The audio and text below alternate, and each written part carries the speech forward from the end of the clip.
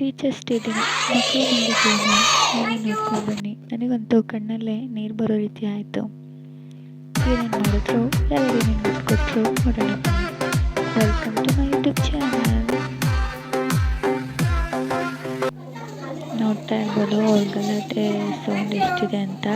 ಈ teachers day ದಿನನೂ ಕೂಡ ಅವರಿಗೆ ಸುಮ್ಮನಿರಿ ಹಾಗೆ ಹೇಗೆ ಅಂತೇಳಿ ಹೇಳಲಿಕ್ಕಾಗಲಿಲ್ಲ. ಸೊ ಎಲ್ಲರೂ ಕೂಡ ಒಟ್ಟಾಗಿ ಬಂದುಬಿಟ್ರು, ನಾನು ಗಿಫ್ಟ್ ಕೊಡಬೇಕು, ನಾನು ಫಸ್ಟ್ ಕೊಡಬೇಕು ಅಂತೇಳಿ.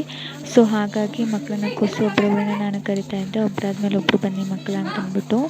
ಇದೆಲ್ಲ ಅವರೇ ಅವ್ರ ಕೈಯಾರ ಮಾಡಿರುವಂತಹ ಗ್ರೀಟಿಂಗ್ಸ್ಗಳು ನೋಡಿ, ತುಂಬಾ ಚೆನ್ನಾಗಿದೆ. ಒಂದೊಂದು ಡಿಫ್ರೆಂಟಾಗಿ ರೋಲ್ ರೀತಿಯಾಗೆಲ್ಲ ಮಾಡಿದ್ದಾರೆ.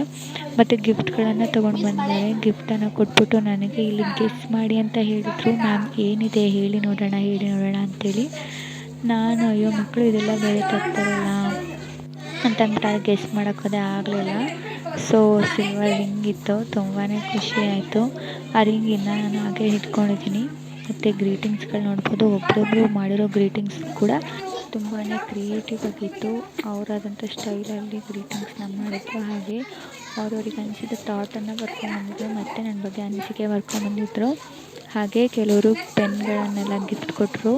ಇಲ್ಲಿ ನೋಡ್ಬೋದು, ಇದೊಂದು ಸೂಪರ್ ಗ್ರೀಟಿಂಗ್ ಅಂತ ಹೇಳ್ಬೋದು. ನನ್ನ ಫೋಟೋನ ಇಲ್ಲಿ ಪ್ರಿಂಟ್ ತೆಗೆಸ್ಬಿಟ್ಟು ಗ್ರೀಟಿಂಗ್ ಮಾಡಿರುವಂತಹದ್ದು. ಮತ್ತು ಇಲ್ಲಿ ಇವರು 3 ಜನ ಬೆಸ್ಟ್ ಫ್ರೆಂಡ್ಸ್.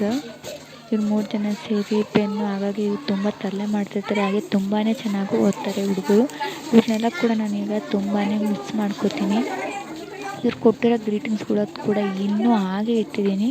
ಒಂದು ಕವರ್ ಫುಲ್ಲು ಗ್ರೀಟಿಂಗ್ ಇದೆ ಅಂತಲೇ ಹೇಳ್ಬೋದು. ಯಾವುದನ್ನು ಕೂಡ ಇಲ್ಲಿ ಮರೆಯೋದಕ್ಕೆ ಇಷ್ಟ ಆಗೋದಿಲ್ಲ. ಆ ಮಕ್ಕಳು ಅಕ್ಷರಗಳು, ಅವ್ರು ಕೊಟ್ಟಂತಹ ಗಿಫ್ಟ್ಗಳು, ಥಾಟ್ಗಳು ಎಲ್ಲನೂ ಚೆನ್ನಾಗಿತ್ತು.